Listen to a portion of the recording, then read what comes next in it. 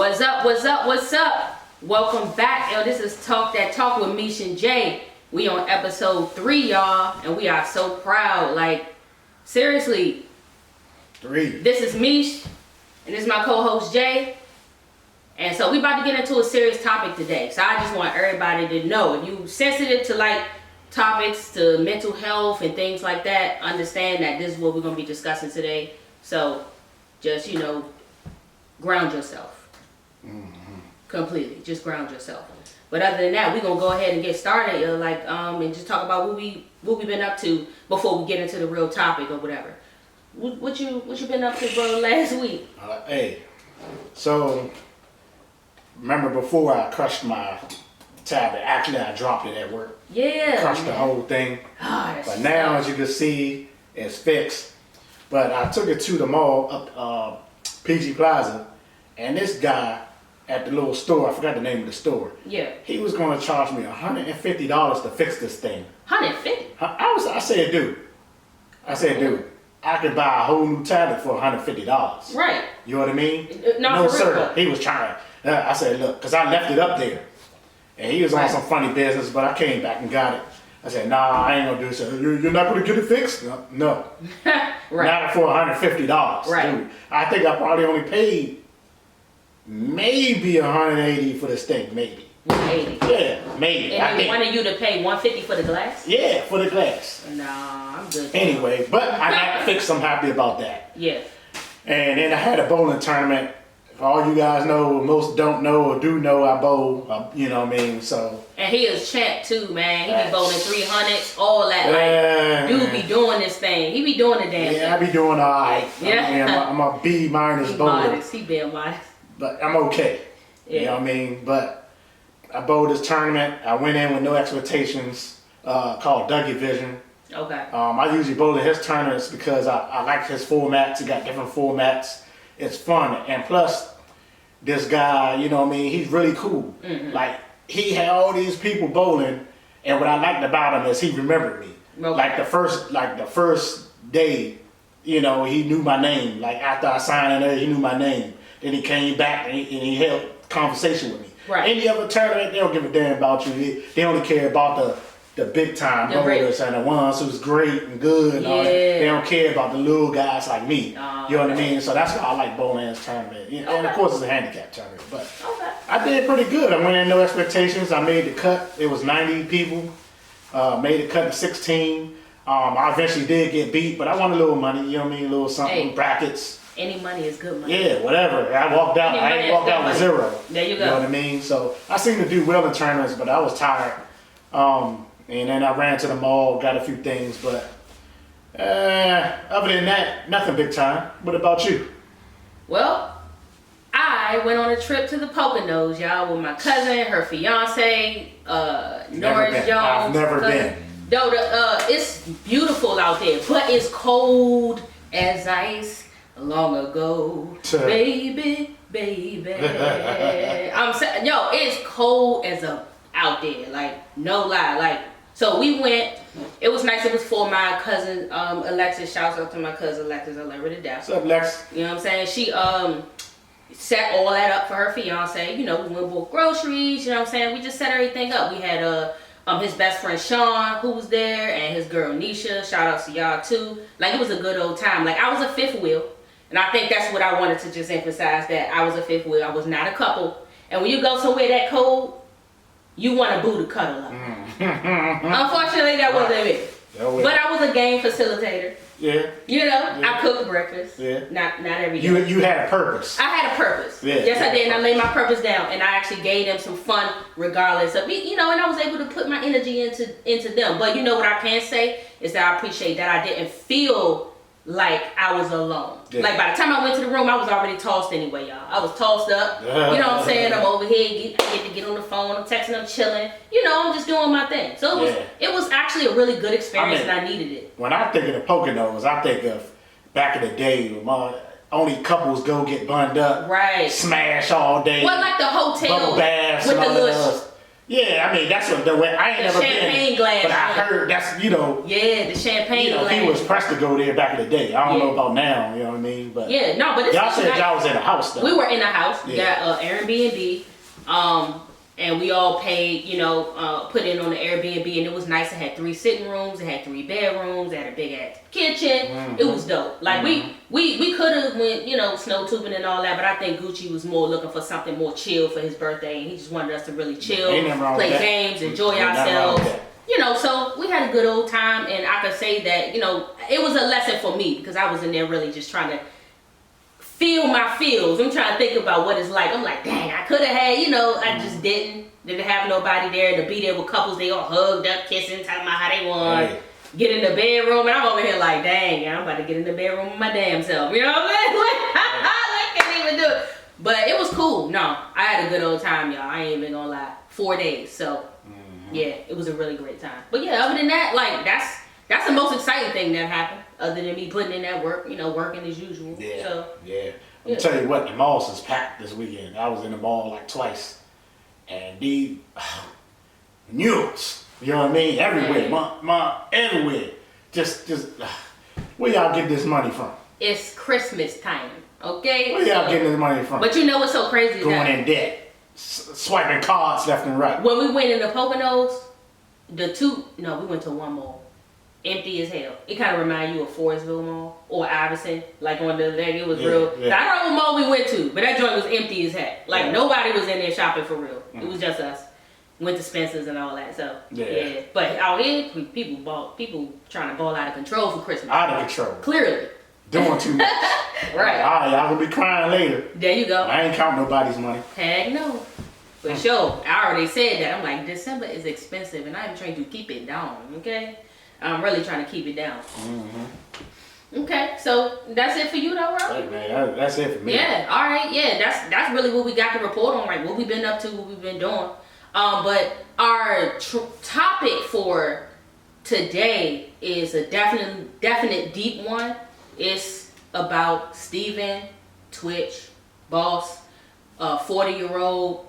He was Ellen's DJ. He definitely decided that he didn't want to be here on the earth anymore. On around December 12th, he left his house and walked to, I don't know if he walked, I don't know if he Ubered, it's a lot of speculation about that too, whether he walked or Ubered, but he went to the Oak Tree Inn, he checked in with a small bag. They say old dude was all good. What did he need a small bag for? I don't know. But it could have been that had a gun. Yeah, in the bag. The small bag could have had the toolie. Yeah. You know what I'm saying? But they say he checked in. They say he didn't look like visibly anything was wrong with him. But they claim that after he went in there, he went bye-bye. Now he unalived. Now, was there no neighbors next door? Like nobody rented rooms. He had a room by himself. Wasn't nobody on either side that could hear bang. Yeah, because they were saying that they didn't hear any gunshots. Bullshit. Yeah, and I say that's bullshit too. But they claim it was maybe as a party happening there because people were going in and out. A lot of people, like it was a party going on. But please. I think if a gunshot went off, somebody would have heard a gunshot. Hell yeah. That's for daggone sure. But allegedly, and I'm just gonna say that he unalived himself, and then he did leave a suicide note in his little bag. That's what they're saying. His wife ran herself to the police station to report that his car was left at home, but he was gone. So all Monday, he supposedly wasn't at the house. Now that's the only question I have for the wife is like, okay, so all Monday, what did you think he was doing? That's just my, he was gone all Monday. Did y'all talk? Did he call you? It's just some things missing, but I'm not gonna go into all of that. I'm just gonna say, he unalived himself for whatever reasons. He looked like a happy guy, y'all. He looked like a really happy guy. Right. He always looked happy to me. I mean, we used to watch Ellen at work, you know what I mean? Right. And always dancing, always smiling, always happy. I mean, I was like, damn, dude, where the hell you come from? You the happiest guy I ever seen. He always talked about his wife, And he always talked about his kids. That I do know.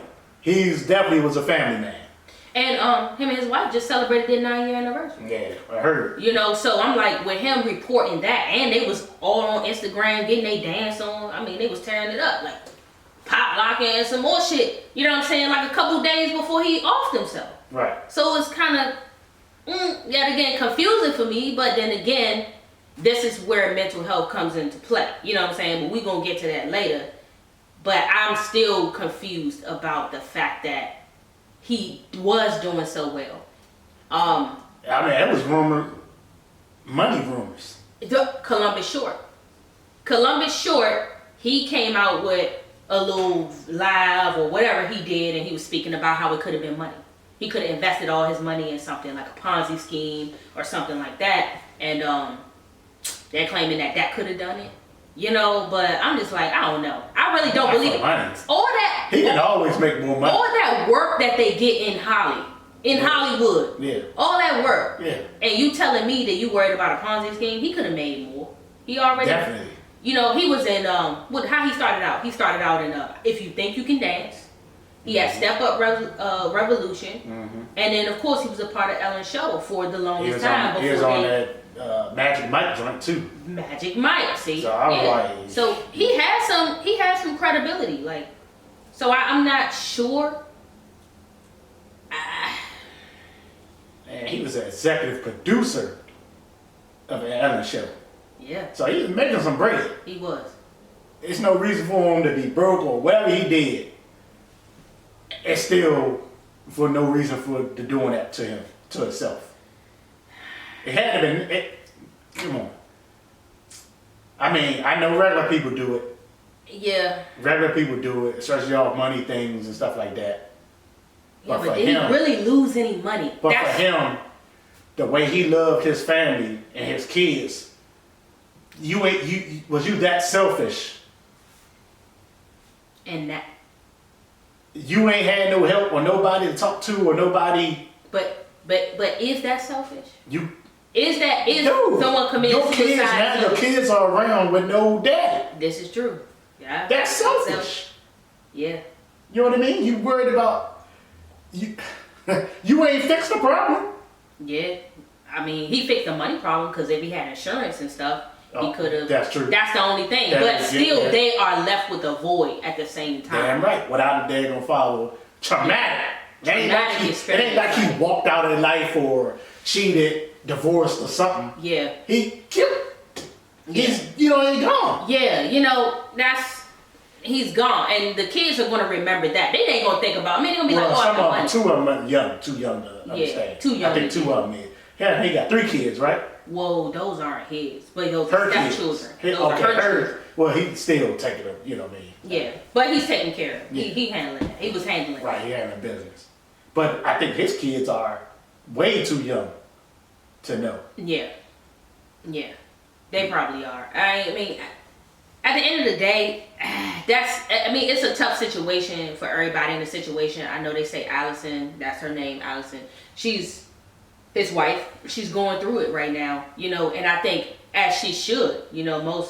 Most people, when you have a partner who tends to be suicidal, but then again, she didn't even know he was suicidal. Yeah. I'm sorry, let me not say that he was willing to unalive himself at any time. She didn't know this. How long was she married to him? 9 years. So she had to know something, right? He wasn't acting funny. At sometimes.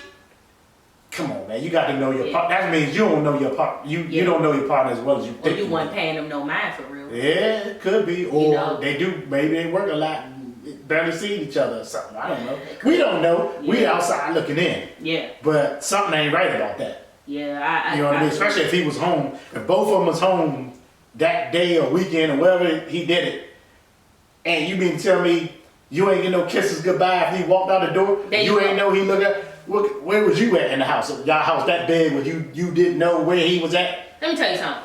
If I was with somebody and they just disappear, we living together and they just disappear on me on just a random Monday car out there, but they not in the house, you think I'm not ripping up, tearing up every place I'm going to?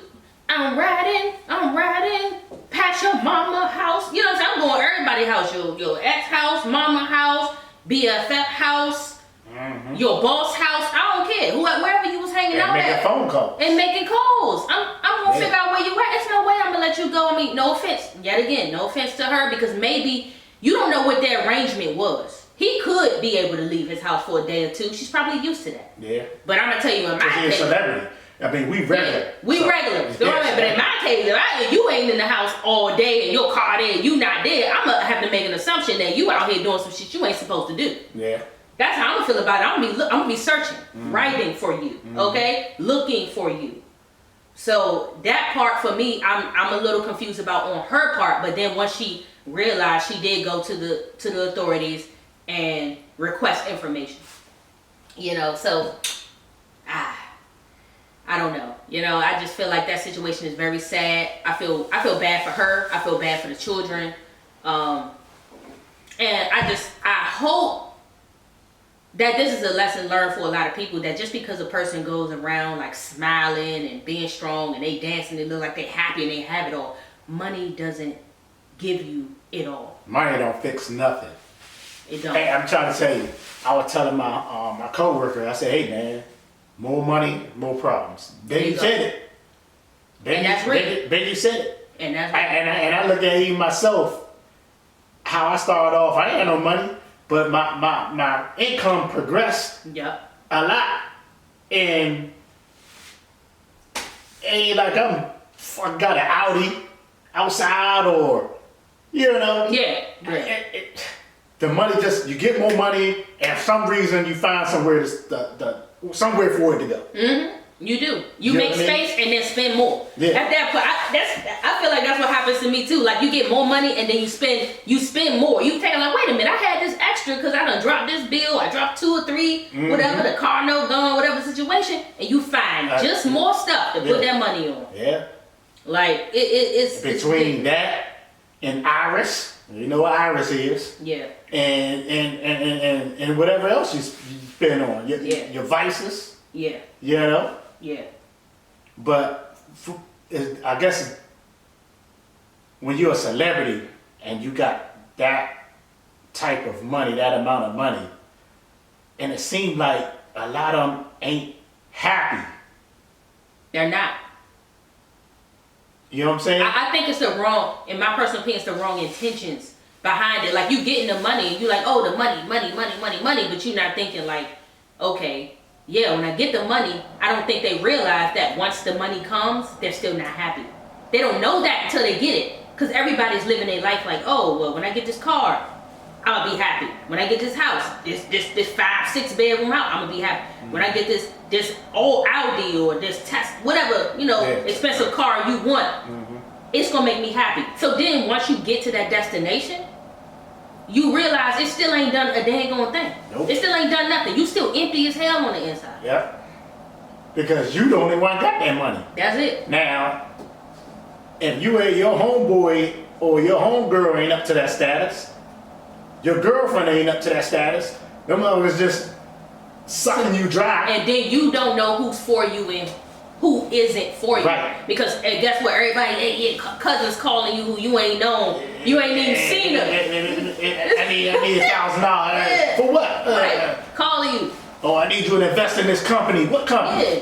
Tell me I've been down bad. Let me get da-da-da-da. Like, oh, pay a bill for me. It's like, yo, where you been at in my life, though? I ain't seen you. I ain't talked to you. So what you coming in my life? You only coming around because you know I got bread. Right. You know what I'm saying? Right. Other than that, if I was an old low-life bum like anybody else, you'd have been like, oh, that nigga ain't got nothing. They wouldn't even touch my phone. Wouldn't even call it. Hell no. Wouldn't even hit a like on the Facebook. Can't get none of that. You know what I'm saying? Nope. Like, please.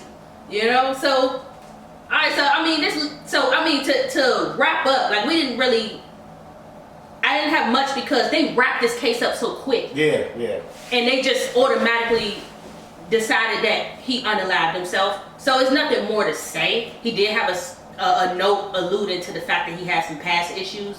I don't see what that would have had to do with what he decided to do that day, but I guess, hey, it's his maybe the past caught up to that day, whatever it happened in the past. maybe it caught up with him. Makes sense. That does make sense to me. The past caught up with him. So I guess my question to you, and also to the audience too, like I said, yet again, I want you guys to join in and on this. How do you handle the highs and lows of life? Because in general, as we know, there's seasons. There's winter, summer, spring, fall. Everything is not going to be the same. So I think people have the inclination that life is going to be good constantly, when really it's not. No matter what you do, your time is coming. So how do you... Is this based off mental health, or this just based off, you know what I mean? Okay, so this is based off of mental health, because when the highs are there, it's easy to be happy. Yeah. It's easy to sit there and be like, oh, everything's going good. I got all the friends. I got all the money. I got the job. I got da-da-da. But what happens when you lose all of that? What happens when you lose all the friends? What happens when you lose the job? What happens when you... It's just anything. Maybe your parent is in the hospital and going down and declining. Like, how do you handle those situations, those seasons in your life? Because they're naturally seasons. Yeah. Mind you, we have to understand, we got to normalize that we're going to go through negative and positive seasons. So how do you think you handle your negative and positive seasons in your life? My negative part, man, it comes and goes. So, like for me, it's easy for me because I always got some ups and downs. It just comes, and I understand that. I understand. Yeah. So if I might have a month that's going well, right? Yeah. And I know something's going to happen. I know that. So for me, it's just, I either just get away, I relax, like I come home and I woosah. First of all, I put God first. Absolutely. And I just strongly believe it's happening for a reason. Yeah. It ain't me. I'm just walking the storybook. Yeah. I mean, that's just me personally. I'm walking his story, so it's supposed to happen. He just want to see how I handle it. There you go. You know what I mean? So for me, the way I handle things is like, man, like work. Work, I might get 2 or 3 weeks of just treachery. Yeah. You know what I mean? And I'm down and out. Mm-hmm. But I know once I leave out that door and I come home, that I try to forget about it. And I do everything I need to do. Leave it at work. Leave it at work. Leave that crap at work. That's what I do. There you go. Yep. You know what I mean? Absolutely. I agree with that. Yeah. And then, I mean, and anything I have at home, which rarely, because I do deal with things, but it ain't much because it's just me. Mm-hmm. So I'm a kind of even keel guy. I do everything on a straight line, straight and narrow. I try to keep it, you know what I mean? Straightforward. Yeah. You know what I mean? I do the same things every day. I try not to. So just say I had a car situation. Right. I went outside one day, Vader didn't start up. Mm-hmm. Now, I know not to panic. My thing is just don't panic. Because once I panic, then everything gonna be in array. Mm-hmm. So I stopped, I sat in the car, and I just sat there for literally 5 minutes and just ran through my head different scenarios of what I can do, what I shouldn't do, and then I just go back and handle it. Yep. And once I calmed down, I was able to think logically and handle the situation.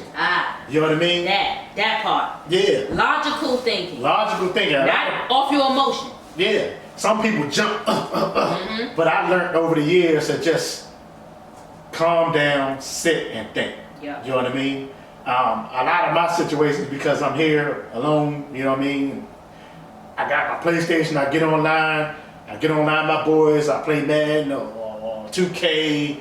It gets my mind off other things that work or things that I might have going on or money things. But if it's a money issue, then hey, I know better. I'll write my stuff down. I'll stop and think logically. Okay, maybe I shouldn't do this no more. Don't buy this no more. Maybe I need to move this around and reel it back. Right. I mean, do I have mental health issues sometimes? Yeah. You know, I sit and think about it. You know what I mean? Remember, I had a conversation with you, like, hey, what you think about me getting a therapist? A therapist. Absolutely. And he was like, yeah, I think you should get a therapist, which I haven't done, and I want to do it, but of course, I'm a 70s.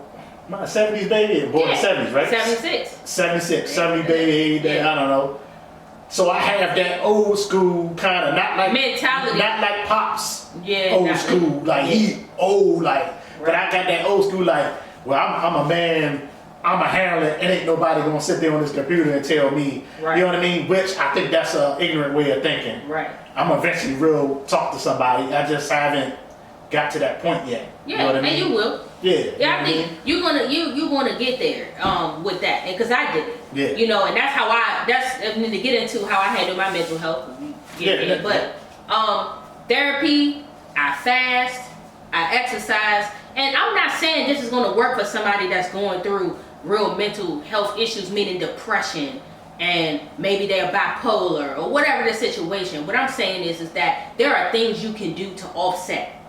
There are things you can do to offset. So if you're feeling down in the dumps that day, you don't feel like taking a walk, take a walk. Still, do it anyway. That's what I assume. Like, do it anyway. Do what it is you don't want to do anyway. And I promise you, it will help you out. Like, even if, just eat right, eat better. Y'all thinking eating McDonald's and KFC and all that stuff is going to get you. No, that's the reason why you're depressed now. You know, you need to try to eat some vegetables, eat some fruits, drink some water, take a walk, exercise. You know what I'm saying? Yeah. I mean, I would tell y'all to go rub one out too, if that wouldn't be inappropriate. Sometimes y'all do need to rub one out. If y'all ain't rubbing one out, some people so uptight, they need to rub it out. Yeah. Okay? It's things you can do. But I feel for the people who do go through depression and feel like life, because I've had people talk to me and tell me they don't feel comfortable here. They don't feel comfortable in their bodies and they don't want to be here. And I would just say that, like, I want to tell them, like, hey, won't you just do this? Won't you just do that? But it's not that simple for them. Won't you just rely on God? Just pray about it. It's really not that simple for them. Yeah. So for everybody who is going through struggling times and is like, oh, they don't know how they're going to climb out of it, take it one day at a time. Pick one healthy thing to do. I'm telling you, it's so many foods you can eat that can contribute to that. It's so many things you can do. Exercise, even if I'm feeling bad that day, I've been arguing like a mug or feeling bad. If I go into the gym, it relieves all my stress. Oh yeah. I come out of there feeling like a brand new person. And for you that work a lot, take a day off from work. Please do. Hey, I was in a meeting. I told my boss, hey, if you see something on the counter, that's a mental health day for me. It ain't that I'm just want to bullshit and stay home. There you go. I need mental health. I need to relax and relax and chill, get my mind right.